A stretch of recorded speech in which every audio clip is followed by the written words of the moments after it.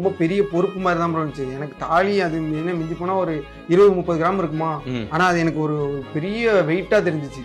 இதை நம்ம கட்டும் போதே எனக்கு ஒண்ணு மட்டும் தோணுச்சு இது நிறைய பேரோட இழிச்சொல் பழிச்சொல் எல்லாத்தையும் தாண்டி உன் கையில கிடைச்சிருக்கு.